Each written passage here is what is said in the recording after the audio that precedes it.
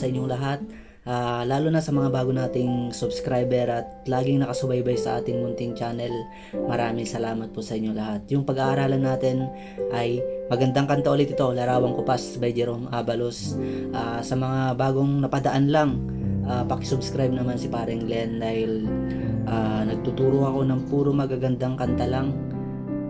Kahit tingnan nyo yung aking mga videos guys, puro magagandang kanta yung aking tinuturo ko siya ng madali lang.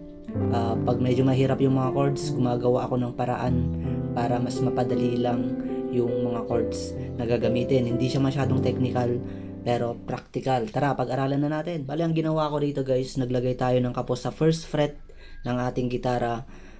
Kaya tayo naglagay ng kapo dahil yung standard ng Larawang Kupas ay C sharp yon. Instead na C sharp yung gagamitin natin ay mag-C na lang tayo, pero kailangan nating maglagay ng kapo sa first fret para mas madali yung mga gagamitin natin ng chords. Pero kung gusto nyo naman ay mas mababa, ay tanggalin nyo na lang yung inyong kapo. Pero malaki yung maitutulong nitong kapo mamaya guys, dahil instead na magta-transpose tayo ng chords ay maglilipat kapo na lang tayo para hindi na tayo mag-change chord sa last chorus niya. Okay, simulan natin sa kanyang intro. Pakita natin C, yan, C, F major 7, C, F, C, F. Okay, yung C tapos F major 7 dyan guys ay yung piano part niya, ganito.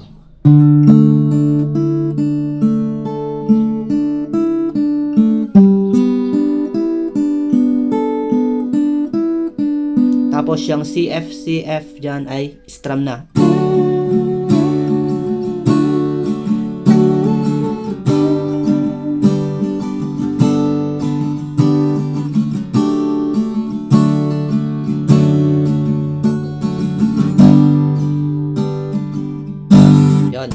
Okay, turo natin yung C, then F major 7, yung piano part, ganito. Yung babanggitin kong string guys, yun yung mga number ng string. Hindi ito tablature guys ha, tinitira ko siya ng mano-mano. Kasi sa tablature, yung number, diba, yun yung number ng fret. Dito ay number, yung string, yung tinutukoy ko pag binanggit ko yung number. Okay, ganito, position ng C, kakalabitin natin yung 5, 3, 2, yan, naka-normal C yan guys ha. 5, 3, 2. Okay, next. 2 ulit. Pero, pipindutin natin yung second string sa third fret. Bali, itong hinliliit ko yung ginamit ko. Okay, next. 2 ulit. Pero, inalis ko na. Yon, balik normal na. Bali, 3 beses kong kinalabit yung 2 dyan. Okay? Okay, 5, 3. Okay, then 2, 2, 2. Yung pangalawang 2 ay nakapindot sa third fret. Tapos yung pangatlong 2 ay inalis ko na. Siyempre, binalik ko na sa normal. Ganito siya. Okay, yan. Kuha. Then next, third string, kalabit. Tapos first string, pindutin natin sa third fret. Gamitin ulit natin yung hililit. Okay, ulitin natin from the top. 5, 3, 2, 2, 2. Then 3, 1. Yung 1 guys ha, nakapindot sa third fret. Tapos, balik sa 3. Tapos, 2, 2, 2 ulit. Kagaya yung ginawa natin sa kanina. Okay, yung last nakakalabit ay third string. Ganito siya.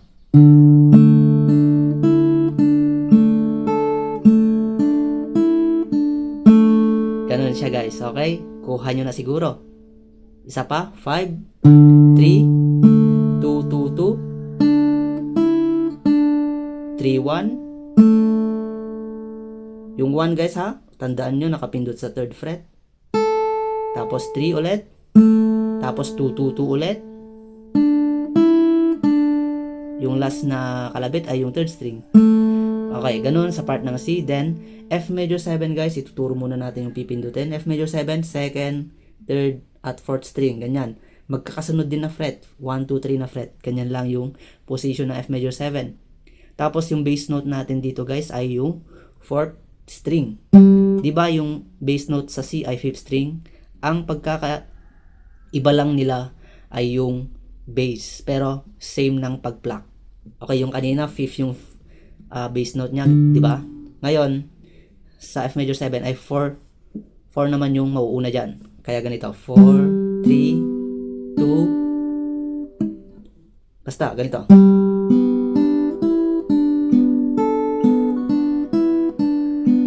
Yon, same lang din yung ginawa sa C, pero yung bass lang yung naiba. Okay, nag-guess nyo na siguro. Ulitin natin, pagsamahin natin yung dalawa.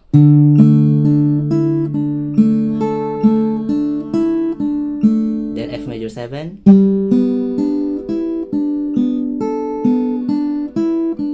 Ganun lang. Tapos strumin na natin yung CF.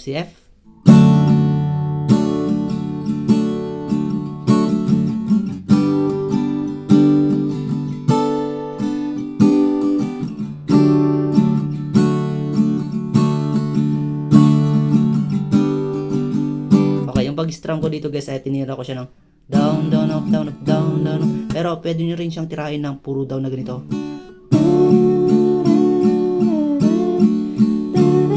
F. Okay, meron tayong gagawin dito sa F. Itong hinlilit natin, yung first string, pindutin natin sa 3rd fret. Tapos bibitawan din natin. Okay, then yung C naman, yung last na C ay ganito. Di ba ganito yung normal na C? Pilitin natin idama yung first string. Yon.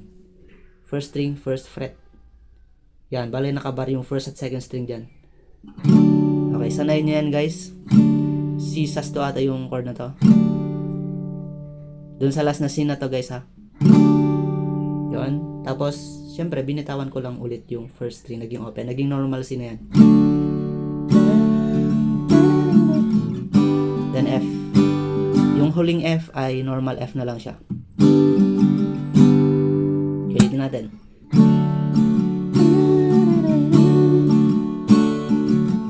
F. Tapos yung hinliliit, pindot natin sa 3rd fret. Then bibitawan din ulit natin. Tapos C sus 2.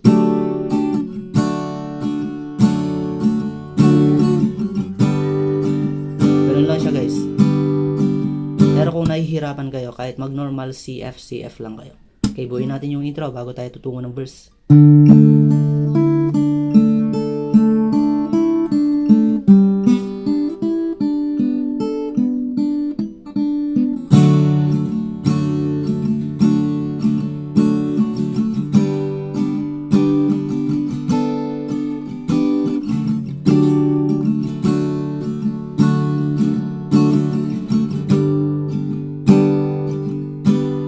Okay, verse tayo. Okay, sa mga di pa pala nakalike guys, palike naman yung video natin. Importante kasi yon para may recommend yung ating video. Maraming salamat po. Ang chords ng verse ay ito. Pluckingin natin dito sa verse guys ha. Para mas maganda. Tapos the rest ay strumin na natin. Ganito. Sa isang larawang kupas ay aking nasilayang muli ang aking lumipas. Kung may babalik ko lamang panahon at ang oras, hindi sana lungkot at pagsisi ang dinaranas. Okay, dito sa chord ng C ay ang pag-pluck natin 5, 3, 2, 5, 3, 2, 1, 2, 3. Yun. Kasi nagbababad siya dito sa medyo nagbabad siya dito sa C, di ba? Napansin nyo? Ang pag-pluck 5, 3, 2, 1, 2, 3. Then pagkatapos nun 5, 3, 2, 1, 2, 3 ulit. Sa isang larawang kupas ay aking nasilayang muli. Yon, dito sa part ng C, yung unang chord niya ay 4 times kayong nag-pluck ng 5, 3, 2, 1, 2, 3. 4 times yung gagawin yun. Sa isang larawang kupas ay aking nasilayang muli ang aking. Tapos D minor. Lumipas. Ang pag-pluck 4, 3, 2, 1, 2, 3. Tapos lilipat ka na agad sa G. Ang pag-pluck naman sa G ay 6, 3, 2, 1, 2, 3. Bali yung bass lang naman yung naiba guys. Ganun din yung pattern. Okay, sa isang larawang kupas ay aking nasilayang muli ang aking D minor, lumipas. G. Tapos babalik ka sa C. Kung may babalik ko lamang panahon at ang D minor, oras. Okay, dito sa D minor, nagtagal na siya sa next D minor.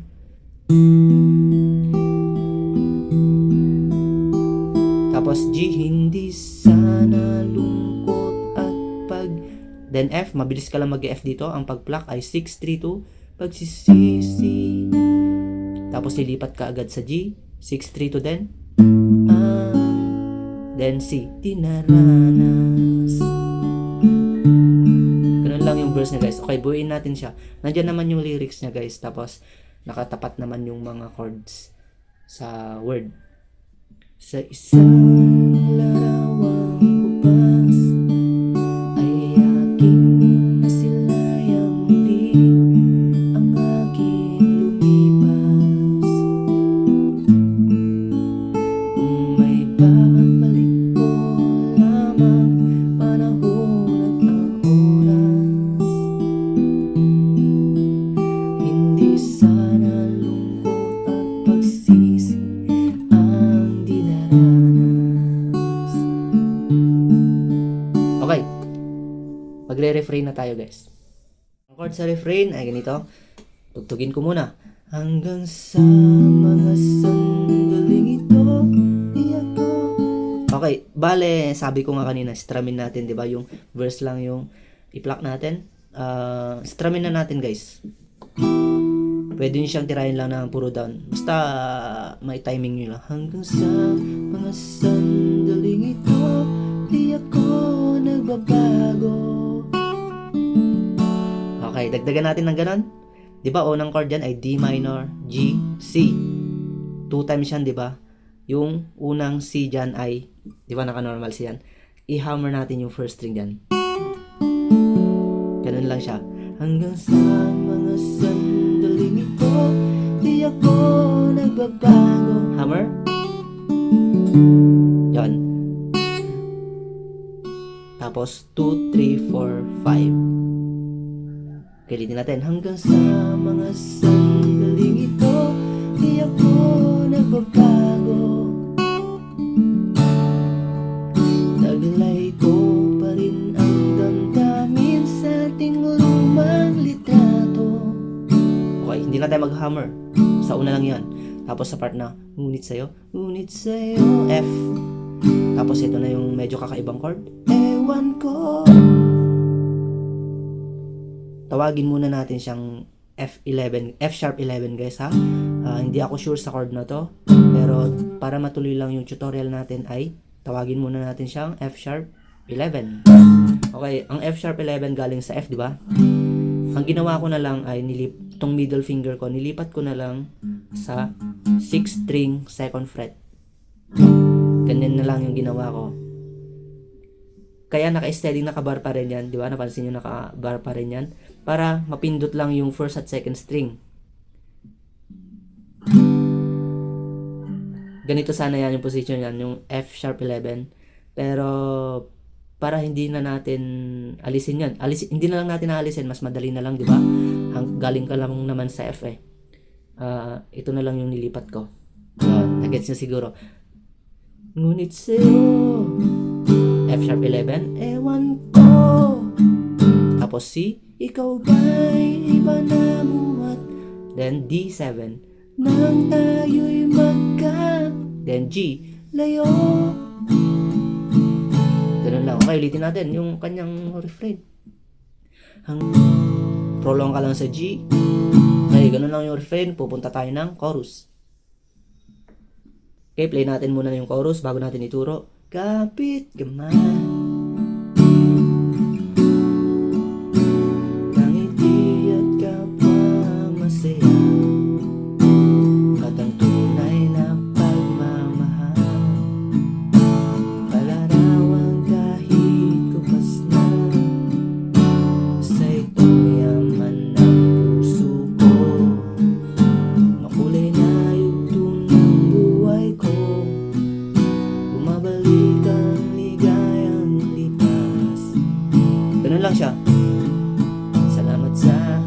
nag-prolong lang siya sa G. Kaya unang chord dyan ay C, kapit kamay tayong, then A minor 7. Inalis ko lang yung ring finger ko, A minor 7. Tapos D minor, nakangiti at kapwa. Yung word na masaya ay D minor 7. Yung D minor 7, first at second string nakaipit sa first fret, tapos third string, second fret. Pero kung nahirapan kayo dyan, ay pwedeng D minor lang. Magtagal lang kayo sa D minor. Nakangiti at kapwa masaya. Tapos G, at ang tunay na pagmamahal. C, kalarawan kahit kupas. Doon sa word na ay magsi C7 ka na. Idagdag na kasi yan, idagdag nyo na lang itong third string, third fret. Na. Tapos F, isa itong yaman ng. Then F sharp 11, puso ko. Tapos C, makulay na yugto. Then C over B. Passing chord na lang natin. Hindi ko na lang ilalagay dyan yung C over B, guys. Ang ginawa ko galing sa C, di ba? Yung bass niya, yung 5th string, dinala ko lang dito, second fret, bass ng B. Pero itong middle finger ko na yung ginamit ko. Tunang buhay, then A, ko. Tapos D minor, bumabalik ang ligaya. G, lipa. Yun. Tumagal na siya dito sa G. Salamat sa larawan. Ganun lang yung kanyang chorus, guys. Tapos ang next doon ay kagaya yung ginawa natin sa pag-strum sa intro. Wag na natin idamay yung piano part niya. Yung CF, CF na lang. Lip.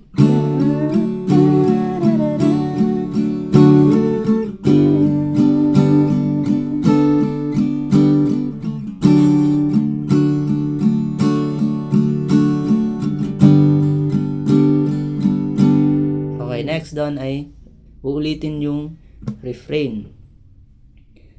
Play natin. Hanggang sa mga sandali ko magbabago. Play ko pa rin ang damdamin sa ating lumang litrato. Ngunit sa'yo, ewan ko, ikaw ba'y panamuhat nang tayo'y magkalat. Dito sa last na G, guys, ay ganito na. Mag-bar chord na kayo na G na ganito. Okay, parang F lang siya. Dito lang sa third fret. Layo. Kasi magbebelo siya ng eto, G sharp. Oh. Ganon yung ibig sabihin doon. Dinagdagan natin siya ng G sharp, guys. Buelo yon. Tapos yung last chorus niya ay ililipat kapo na natin sa second fret. Yan. Yan lang naman. Madali lang naman maglipat kapo. Tapos yung chords na gagamitin nyo ay chords lang din ng chorus. Kapit kamay tayong dalawa. Kahit di at kapwa masaya. Ang tunay na pagmamahal. Kalarawan kahit kupas na. Sa itong yaman ng puso. Okay, hindi kasi natin siya masyadong kakantahin dahil makaka-copyright na naman to. Kulay na ito ng buhay ko. Bumabalik ang ligayang lipa. Salamat sa larawan. Tapos ang next dito, guys, ay mag CF, CF, CF kayo. 3 times yung CF. Lipa.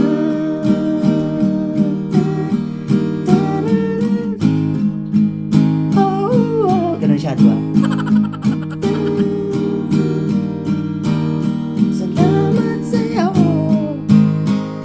Tapos CF ulit.